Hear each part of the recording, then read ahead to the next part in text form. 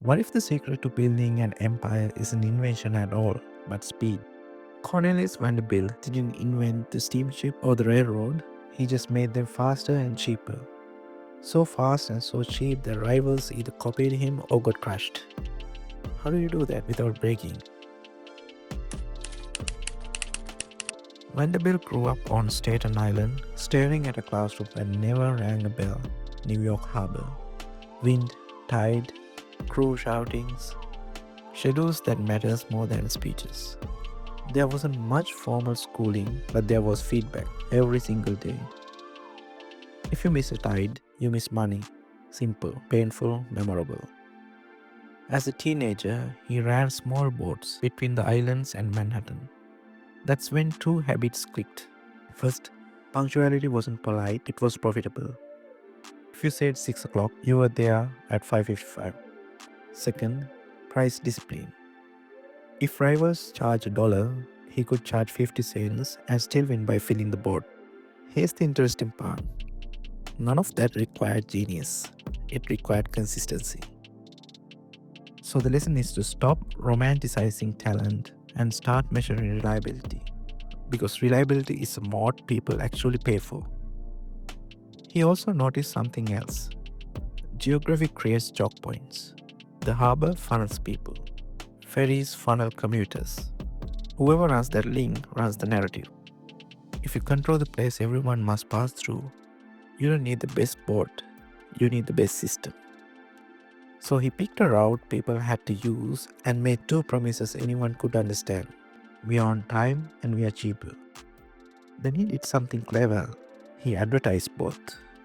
Timetables were posted, fares were printed big, low price grabbed attention.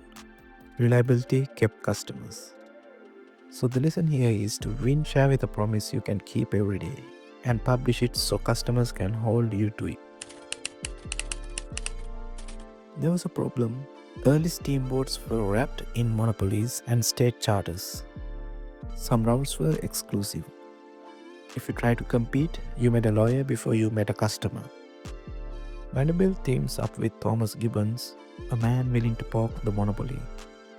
The fight climbed up to the US Supreme Court in a case called Gibbons versus Ogden. And then the wall became a door. The court opened interstate waterways to competition. Most people saw a legal ruling. Vanderbilt saw a green light. He expanded routes, tightened schedules, and priced to grow. He didn't wait for clarity. He moved at the first sign of it.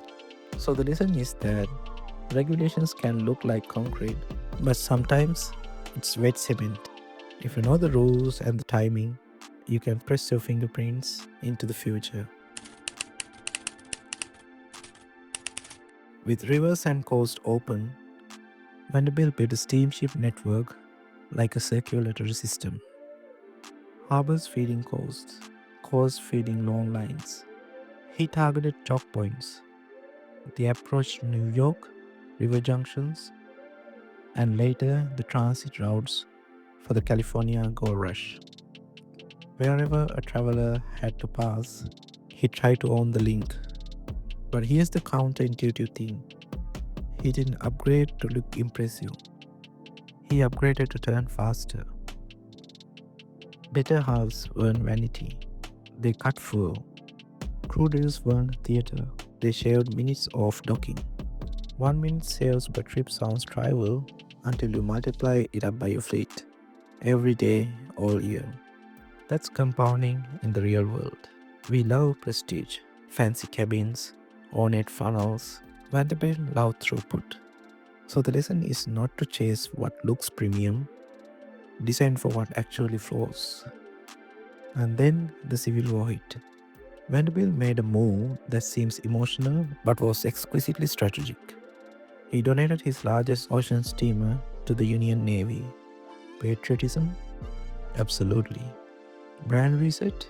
Also yes. He converted a symbol of private power into public service. And the public took note.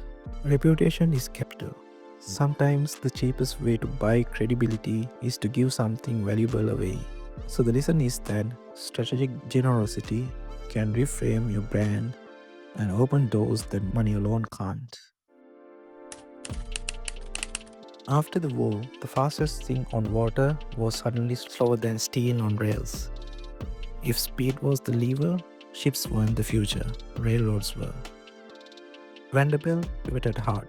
He acquired lines that actually connected, not just lines that looking big on a map. First the Harlem and Hudson River roads, then the New York Central. He didn't just own railroads, he made them one system. Schedules synced, bottlenecks were fixed, terminals were upgraded. He built the Grand Central Depot so multiple lines could meet under one roof with one timetable. If you control the terminal and the schedule, you control the experience and the margins. Most people think scale means more stuff. For Vanderbilt, scale means fewer excuses.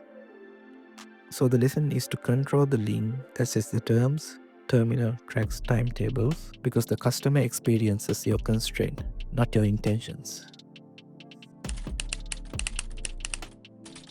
Now for the messy part. Aggression built empires and enemies.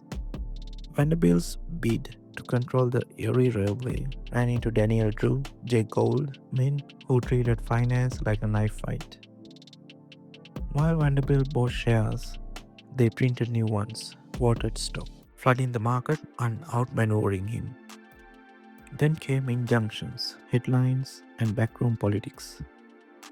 The Erie War wasn't just about rails. It was about the cost of playing hard. He didn't win every battle, but he learned to price in friction.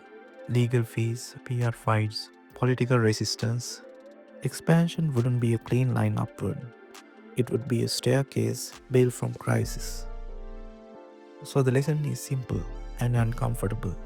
Bold moves creates backlash. So budget for resistance in law, politics, and narrative before you need it. By the end, Vanderbilt's rail network had become a default corridor for American commerce. Speed wasn't just a business metric, it was policy. Cities grew on schedules, prices bent around timetables. He was praised as a builder, condemned as a monopolist, hailed as a patriot, accused as a pirate. All of those can be true when your lever works. He also left more than tracks. Money that helped found Vanderbilt University, and more quietly, a management system, standardized routes, terminals, and operations others could scale. What compiles into a system remains. So the lesson is to keep reinvesting in the constraint you still don't control, because that's how power compounds without you. Okay, how do you use any of these without a ship or a railroad? First, choose one lever, speed, cost, or distribution, and make it the promise your brand stands on. If you try to be everything, you'll be nothing. Second, build 3 places you can run weekly. Vanderbilt use prices, marketing, route chokepoints, and schedule display. What are yours? Third, tell a one sentence story outsiders can repeat. We get you there faster. Oh, we cost less with a zero hassle. If a customer can't quote you, you are forgettable. Fourth, measure one metric relentlessly. One time percentage, unit cost, cycle time, and fix the bottleneck that hurts it most. Your constraint is your curriculum. Fifth, pre-plan defenses. Legal, PR partnerships. For when your success attract enemies. Because it will. Speed made him rich. Trade-offs made him infamous. So the lesson is to choose your lever and decide right now what you are willing to trade for it.